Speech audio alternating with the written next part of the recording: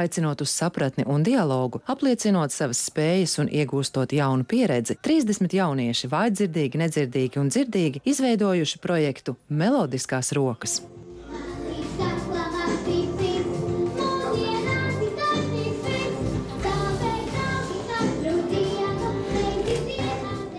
Melodeklamācija ir skaista un bagāta valoda, tāpēc 9 mēnešu garumā tapušā projekta Melodiskās rokas videoklipi piesaista dažādus skatītājus. Un var teikt, ka šo projekta mērķi – radīt ko paliekošu un kaut daļai mainīt sabiedrības attieksmi pret cilvēkiem ar dzirdes traucējumiem – ir izdevies īstenot. Daudz cilvēku uzskata, ka nedzirdīgi ir primitīvi savā domāšanā, un mēs mēģinājām parādīt to, ka patiesībā tā ir ļoti bagāta kultūra. Un īpaši izcelt melodeklamāciju, jo bieži vien cilvēkiem rodās jautājums, vai nedzirdīgiem cilvēkiem vispār mūzika ir nepieciešama un kāpēc gan viņiem būtu jāklausās mūzika, jo viņi tāpat nedzird. No 10, uz mazāk esmu arvien, par brīvu tikai lavatās, no 10. Videoklipi tapuši dažādās Rīgas vietās – Vērmanas dārzā, Doma laukumā, Berga bazārā, Pēterbaznīcas tornī, Botāniskajā dārzā un citur. No sākuma viņi izvēlējās savu mīļāko dziesmu, paši piemeklēja tērpus, paši domāja grimmu, arī meitenes, kuras grimmēja, kuras mācās Birutas Magilas skolā, asistēja ar kaut kādām idejām. Citas meitenes, kuras mācījušās Rīgas apvienniecības vidusskolā, asistēja ar tērpiem, kuras pašas darina tērpus. Un tad arī paši mēģināja izprast tās dziesmas jēgu, kas ar to ir pateikts, un piemeklēja vietas.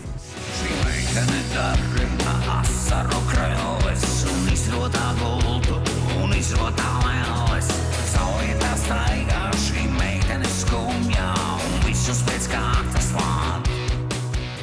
Intim šī ir pirmā pieredze melodeklamācijā. Viņš atzīst, ka piedalīšanās klipu filmēšanā bijusi reizē viegla un arī grūta. Piedzimu Liepājā, bet mācījos Rīgas nedzirdīgo bērnu internātu pamatskolā līdz 2008. gadā pabeidzu. Man pirms tam nebija pieredze melodeklamācijā, bet es nolēmu pamēģināt, bet es nebiju profesionālis melodeklamācijā, bet tur arī kustības un bija interesanti kopā. Vai tu mani dzirdi? Ļoti patīk. Tas bija kaut kas jāskaisti. Filmēšana Intim ļoti patikusi. Tagad, kad projekts ir galā, viņš sācis strādāt kādā Jūrmālas restorānā. Klāt banketu galdus, teiksim, ja cilvēki atnāk un pasūta ēdienu, tad gatavot arī ēdienu. Dažādi. Esmu jau pieredzi, man patīk. Brīvais laiks Intim paiet ceļojot un satiekoties ar draugiem. Pavisam nesen viņš atgriezies no festivāla Francijā, kurā nedzirdīgie cilvēki no dažādām valstīm spēlēja teātri, dejoja un piedalījās arī citos radošos priekšnesumos. Braucu pie jūras pastaigāties, satiekos ar draugiem, apmeklēju kino, vasaras laikā vairāk ceļoju un apmeklēju dažādas vietas.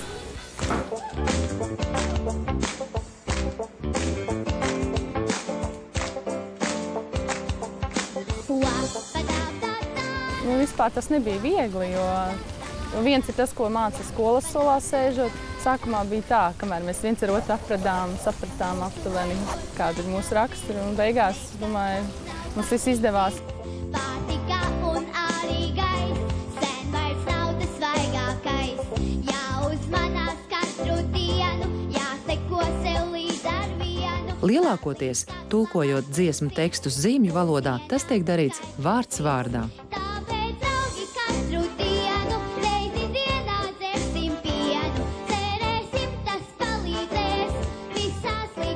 Konsultants, viņa Simura, kura jau ilgus gadus nodarbojās ar melodeklamāciju. Viņa bija tas cilvēks, kura mums palīdzēja tieši ar, teiksim, tekstu pārtulkošanu zīmēs un piemeklēt atbilstoši jēgai. Un flashmobs, jā, tas bija ļoti interesants, es domāju, arī mums pašiem bija. Notika gan galerijā centrus, gan laukumā pie Tirdzniecības centra Origo. Un bija šāda veida pirmā akcija Latvijā, kad tiek izpildīts flashmobs zīmju valodā.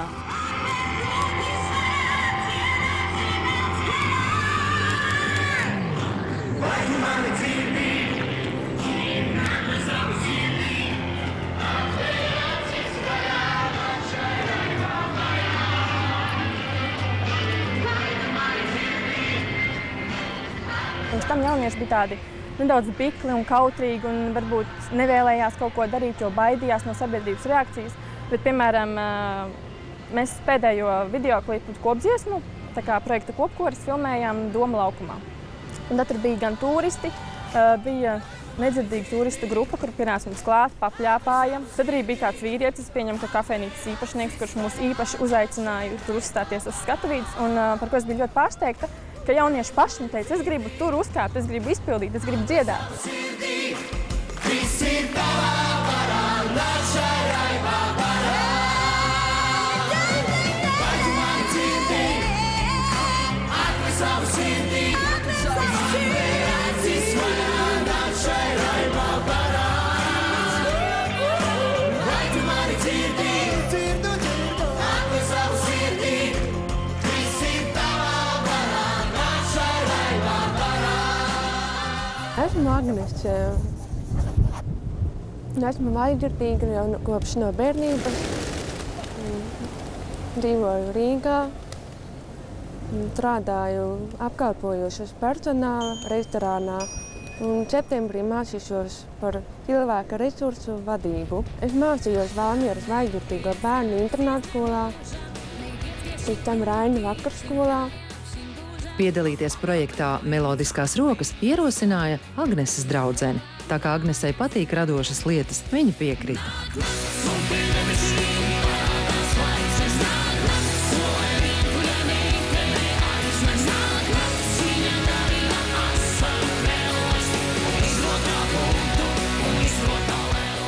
Esmu izpildījusi Nāk nakts un Spārnu vējus. Nāk nakts es pati izvēlējos, jo man patīk kaut ko rokīgu. Tas man palīdz atraisīt nekā mierīgu mūziku.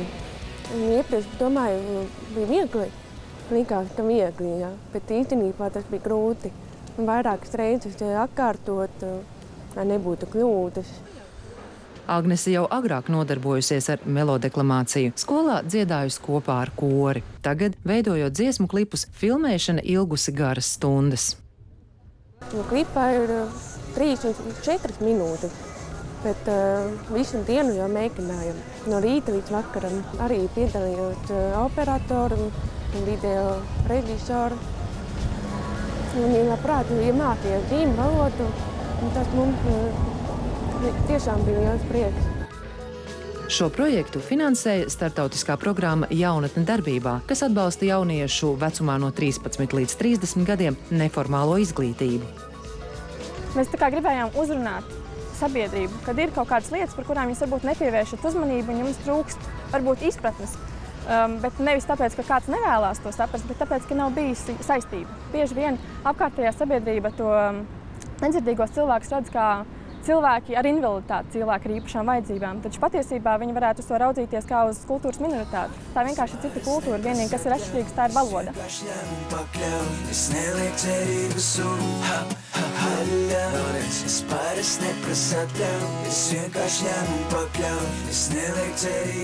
Tieši valodas barjera ir tā, kas nedzirdīgajiem un vājdzirdīgajiem cilvēkiem rada grūtības iekļauties dzirdīgo sabiedrībā. Dzirdīgam cilvēkam grūti iedomāties, ka sarunājoties jārunā lēnāk, pietiekami skaidri un sarunu biedram jāredz runātāja lūpu kustības.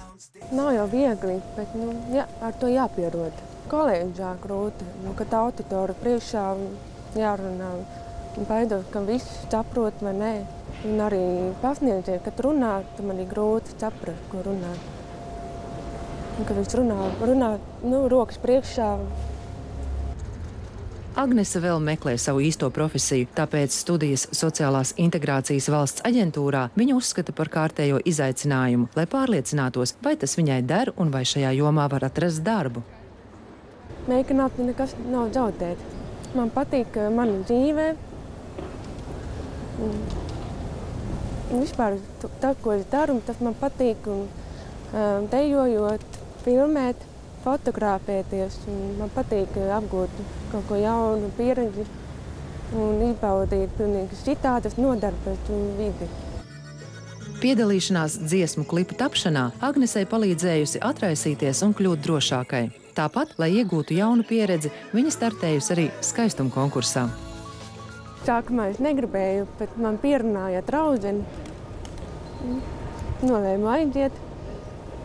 Ieguva viceamīgs titulu. Paldies draudzenei. Domā man līdz, mums jānotic, spārni un vējš, pasargāts spēs. Neraugoties uz to, ka darbu atrast ir grūti un piedalīšanās, piemēram, šādā projektā kā Melodiskās rokas vai skaistuma konkurss ir sava veida svētki, Agnese grib palikt un dzīvot šeit Latvijā. Man šeit ir labi. Jo te ir mana dzimtene. Es novēlu nestāviet malā, bet piedalījos un apgūt kaut ko jaunu, pieredzi un būt radošai. Visi Melodisko roku klipi pilnībā apskatāmi Nedzirdīgo savienības reģionālajās biedrībās, Nedzirdīgo un vājdzirdīgo skolās, kā arī sociālajos tīklos, YouTube un draugos.